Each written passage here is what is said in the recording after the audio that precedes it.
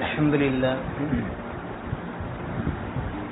لله رب العالمين والعاقبة للمتقين والصلاة والسلام على سيد الأنبياء والمرسلين وعلى آله وأصحابه أجمعين أما بعد فقد قال الله تعالى في القرآن الكريم والفرقان المجيد بعد أعوذ بالله من الشيطان الرجيم بسم الله الرحمن الرحيم أفحسبتم أنما خلقناكم عبثا وأنكم إلينا لا ترجعون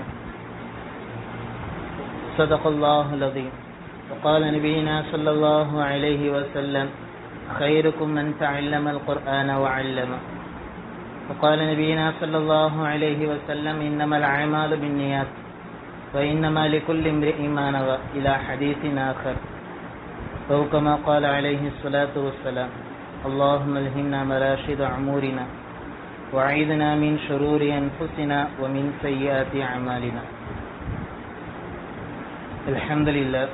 கண்ணியத்திற்குரிய அல்லாஹ்வின் நல்லடியார்களே, அல்லாஹ்வுடைய மாபெரும் கிருபை, அல்லாஹ் தஆலா ஒரு உயர்தரமான நோக்கத்திற்காக அல்லாஹ் தஆலா நம்மளை எல்லாம் இங்கே ஒன்று சேர்த்திருக்கான். இது அல்லாஹ் தஆலா நம்மே செஞ்ச ஒரு மாபெரும் கிருபையாக இருக்கிறது. கண்ணியத்திற்குரிய அல்லாஹ்வின் நல்லடியார்களே, நபி ஸல்லல்லாஹு அலைஹி வஸல்லம் ஒரு ஹதீஸ்ல அழகான முறையில் சொல்லி காமிச்சாங்க, وَمَن يُرِدِ اللَّهُ خَيْرًا يُفَقِّهُهُ فِي الدِّينِ. இந்த உலகத்துல ஒரு மனிதனுக்கு அல்லாஹ் தஆலா நலவ நாடிட்டான் அப்படின்னா, அந்த நலவ நாடின மனிதனுக்கு அல்லாஹ் தஆலா உலகத்தினுடைய விஷயங்கள், ஆட்சி, அதிகாரம், அந்தஸ்து, பணம், பதவி, பொருள், இப்படி எதையுமே கொடுக்கறது இல்லை. ஏன் அப்படின்னா, இது எல்லாமே நாங்கள் உலகம் அழியக்கூடியது, உலகத்தில் உள்ள விஷயங்கள் எல்லாமே அழியக்கூடிய விஷயங்கள். அப்ப இந்த நலவ நாடின மனிதனுக்கு அல்லாஹ் தஆலா எதை கொடுக்குறான் அப்படின்னா, யுஃபக்கிஹு ஃபித்தீன், முதல் விஷயமாக தீனுடைய விளக்கத்தை என்ன செய்யறான் அல்லாஹ் தஆலா நசீபாக்குறான். உலமாக்கள் தஃப்சீர்ல எழுதுறாங்க, தீனுடைய விளக்கம் அப்படின்னா அந்த மனிதனுக்கு, நலவ நாடின மனிதனுக்கு அல்லாஹ்னா யாரு, அல்லாஹுடைய குதிரத் என்ன, அல்லாஹுடைய வல்லமை என்ன என்பதாக என்ன செய்யறான் விளங்கக்கூடிய பாக்கியத்தை அல்லாஹ் தஆலா நசீபாக்கி. ஆக கண்ணியத்திற்குரிய அல்லாஹ்வின் அடியார்களே, அல்லாஹு தஆலா நம்ம மேல நலவ நாடுனதுனால தான் இது அல்லாஹு தஆலா நம்ம மீது நலவ நாடுனதுக்கு உண்டான ஒரு மிகப்பெரிய அடையாளம். ஏன் அப்படின்னா, அல்லாஹு தஆலாவுடைய நாட்டத்தினால தான் நம்ம என்ன செஞ்சிருக்கோம், அவனுக்கு பிடிச்ச இல்ம, அவனுடைய தீன ஹயாத்தாக்குறதுக்காக அல்லாஹ் தஆலா இங்க என்ன செஞ்சிருக்கான், நம்மளை எல்லாம் ஒன்று சேர்த்திருக்கான். இப்போ இதுல இருந்தே நம்ம விளங்கணும், அல்லாஹ் தஆலா என் மேல என்ன செஞ்சிருக்கான், என்னை வச்சு அல்லாஹ் தஆலா ஏதோ ஒரு நலவை நாடி இருக்கான் அப்படின்னு நம்ம என்ன செய்யணும், விளங்கிக்கிறோம். இந்த விஷயத்தை நம்ம என்ன செய்யணும், முழுமையாக புரிந்து கொள்ளணும். கண்ணியத்திற்குரிய அல்லாஹ்வின் அடியார்களே, இந்த தீனுல் இஸ்லாம் இருக்கு, இந்த தீனுல் இஸ்லாம்ல நம்ம ஆரம்பத்துல ஆரம்ப சரித்திரத்தை பார்த்தோம் அப்படின்னா, வரலாறுகளை பார்த்தோம் அப்படின்னா, இந்த தீனுல் இஸ்லாம் ஓங்கி வளர்றதுக்கு காரணம் பெண்கள் மிக முக்கிய பங்காக என்ன செஞ்சிருக்காங்க, இருந்திருக்காங்க. தீனுல் இஸ்லாம் வளர்றதுக்கு மிக முக்கிய பங்காக பெண்கள் தான் என்ன செஞ்சிருக்காங்க, இருந்திருக்காங்க. ஆனா இன்றைய காலத்துல பெண்கள்லாம் எப்படி இருக்காங்க அப்படின்னு நம்ம என்ன செய்யணும், கொஞ்சம் சிந்திச்சு பார்க்கணும். நினைத்திற்குரிய அல்லாஹ் அடியார்களே, இமாம் கஸ்ஸாலி ரஹ்மத்துல்லாஹி அலைஹி, இமாம் புகாரி ரஹ்மத்துல்லாஹி அலைஹி, இமாம் அபூ ஹனீஃபா ரஹ்மத்துல்லாஹி அலைஹி, இது போன்ற சட்ட மேதைகள்லாம் உருவானது காரணம் அவங்களுடைய தாய்மார்கள். அந்த தாய்மார்கள் செஞ்ச தியாகம், அந்த தாய்மார்கள் கொடுத்த தீன், அந்த தாய்மார்கள் கொடுத்த எல்லா விஷயங்கள் தான் இந்த சட்ட மேதைகள்லாம் நம்மளுக்கு முன்னாடி என்ன செஞ்சாங்க வந்தான். இந்த சட்ட மேதைகள் எழுதின கிதாபை தான் இன்னைக்கு என்ன செஞ்சு கொண்டு இருக்கோம், உலகம் ஃபுல்லா நம்ம என்ன செஞ்சு கொண்டு இருக்கோம், சட்டமாக ஆக்கிடும். இன்னைக்கு அவங்க சொன்ன விஷயம் தான் இன்னைக்கு தீன்ல என்ன செஞ்சிருக்கு, அல்லாஹ் தஆலா அந்த விஷயத்தை தீன்ல என்ன செஞ்சிருக்கான், கொண்டு வந்திருக்கு. இமாம் அபூ ஹனீஃபா ரஹ்மத்துல்லாஹி அலைஹி அவங்க ஒரு ஹதீஸை சேகரிக்கிறதுக்காக என்ன செஞ்சாங்க, இமாம் அபூ ஹனீஃபா இமாம் புகாரியான்னு தெரியல, ஒரு ஹதீஸை சேகரிக்கிறதுக்காக என்ன செய்யறாங்க, ரொம்ப தூரம் பிரயாணம் செஞ்சு என்ன செய்யணும், போவோம். பிரயாணம் செஞ்சு போய் என்ன செய்யணும், அந்த ஹதீஸை வாங்கிட்டு வரணும். இதுதான் அந்த காலத்துல உள்ள இமாம்களுடைய பழக்கமாக இருந்துச்சு. இப்ப பிரயாணம் செஞ்சு போறது அப்படின்னா கப்பல்ல என்ன செய்யணும், பிரயாணம் செஞ்சு போகும். அதே மாதிரி கப்பல்ல பிரயாணம் செஞ்சு போறாங்க. இப்ப ஹதீஸ் அறிவிக்கக்கூடியவங்க எப்படி இருக்கணும், உண்மையானவராக இருக்கணும், பொய் சொல்லக்கூடாது, நேர்மையானவராக இருக்கணும். அவர் மேல எந்த ஒரு குற்றச்சாட்டும் என்ன செய்யக்கூடாது, இருக்கக்கூடாது. அப்படி ஏதாவது குற்றச்சாட்டு இருந்துச்சு அப்படின்னா அந்த ஹதீஸை நம்ம என்ன செய்ய மாட்டோம், பலமான ஹதீஸாக எடுத்துக்கிற மாட்டோம். அந்த சட்டத்தை நம்ம என்ன செய்ய மாட்டோம், ஒரு ஓரமா அந்த சட்டத்தின்படி என்ன செய்வோம், அமல் செய்வோம். ஆனா அது ஒரு ஆதாரமாக நம்ம எடுத்துக்கிறவே மாட்டோம். ஆக கண்ணியத்திற்குரிய அல்லாஹ்வியார்களே, இந்த விஷயத்தை, இந்த ஹதீஸ இந்த நாட்டுல இருக்கு, இத போய் நம்ம என்ன செய்யணும், இந்த ஹதீஸ வாங்கிட்டு வரணும் அப்படின்னு என்ன செய்யறாங்க, பிரயாணம் செஞ்சு போறதுக்காக தயாராக ஆறாங்க. அப்ப போகும் பொழுது அவங்களுடைய தாய் என்ன செய்யறாங்க, வழி செலவுக்காக ஒரு 60 பொற்காசுகள் என்ன செய்யறாங்க, கொடுத்து விடுறோம். வழி செலவுக்கு வச்சுக்கப்பா அப்படின்னு என்ன செய்யறோம், கொடுத்து அனுப்புறாங்க. அந்த காசை வாங்கிட்டு கப்பல்ல பிரயாணம் செஞ்சுட்டு போறாங்க. இந்த கப்பல்ல நிறைய பேர் பிரயாணம் செய்யறாங்க. இப்ப இந்த இமாம பார்த்தோன்னு என்ன செஞ்சுட்டாரு, இவர் பக்கத்துல வந்து ஒருத்தர் என்ன செஞ்சுட்டா ஒட்டிக்கிட்டாரு. நல்லா பேசுறாரு, பழகுறாரு. அந்த இமாமுக்கு தேவையான ஹிதுமத்துகள், இமாமுக்கு தேவையான பணிவிடைகள் எல்லாத்தையும் என்ன செஞ்சாரு, செஞ்சு கொடுத்துடுறாரு. இப்ப இமாம் என்ன செய்யறாரு, ரொம்ப நல்லவராக இருக்காரு அப்படின்னு என்ன செஞ்சாரு, தன்னிடத்துல இருந்த விஷயங்கள் எல்லாத்தையும் என்ன செஞ்சா சொல்லிட்டாரு.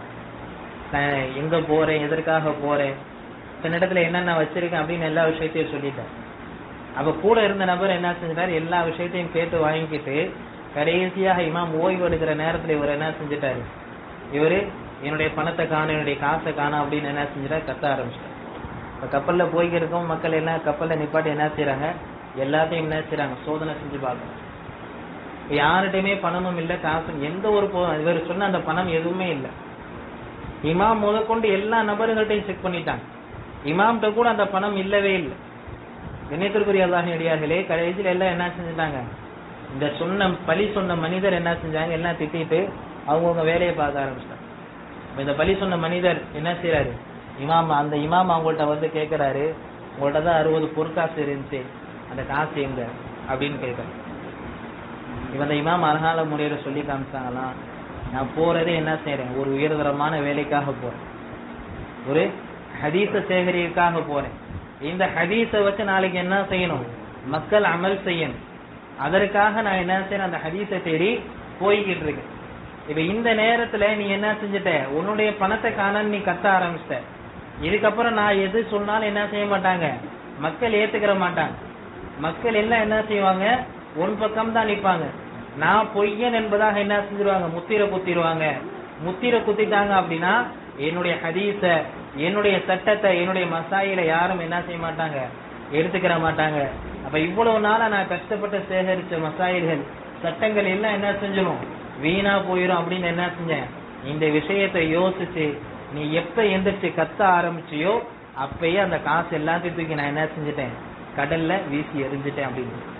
இப்ப நம்ம சிந்திச்சு பார்க்கணும், 60 பொற்காசுகளை என்ன செஞ்சாங்க, ஒரு செகண்ட் கூட யோசிக்காம என்ன செஞ்சாங்க, அம்புட்டையும் தூக்கி என்ன செஞ்சாங்க, கடல்ல வீசினாங்க. இந்த கடல்ல வீசினது காரணம் யாரு, இவங்களுடைய தாய்.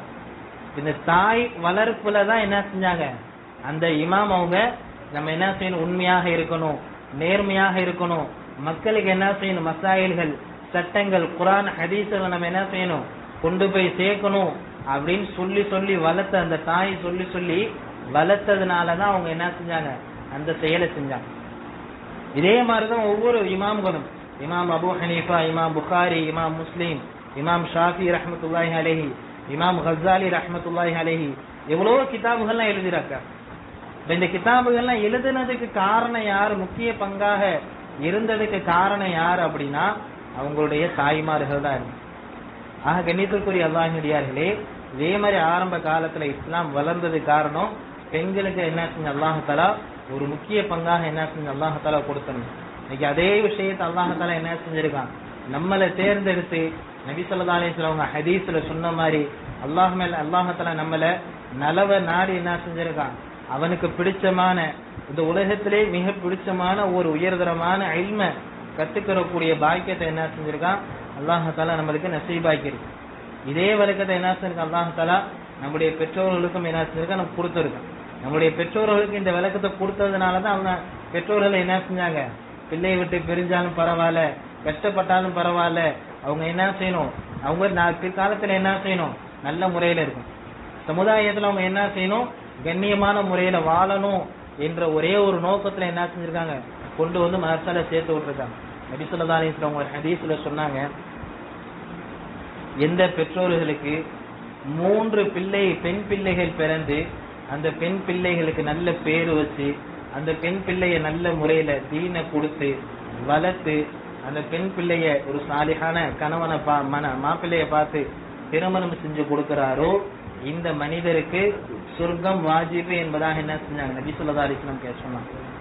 3 பெண் குழந்தைகள் பிறந்து அந்த பெண் குழந்தைக்கு நல்ல தீனை கொடுத்து நல்ல சாலிஹான மாப்பிள்ளைய பார்த்து திருமணம் செஞ்சு கொடுத்தோம் அப்படின்னா சொர்க்கம் வாஜிபுனா. இதை கேட்டுட்டு பக்கத்துல இது நபி ஸல்லல்லாஹு அலைஹி வஸல்லம் அவங்க ஒரு சஹாபிக்கு சொன்னாங்க, அவருக்கு 3 பெண் குழந்தை இருக்கு. பக்கத்துல இன்னொரு சஹாபி நின்றுருக்காரு, அவருக்கு 2 பெண் குழந்தை தான் இருக்கு. அவர் ஆர்வப்பட்டு கேட்டாரு, யார் ரசூலுல்லாஹ் 2 பெண் குழந்தை இருந்தா அப்படின்னு கேட்டார்.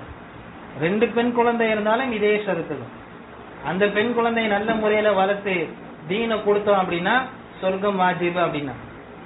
அதுக்கு பக்கத்துல இன்னொரு சஹாபி நிக்கிறாரு, யார் ரசூலுல்லாஹ் 1 பெண் குழந்தை இருந்தா, எனக்கு 1 பெண் குழந்தை தான் இருக்கு.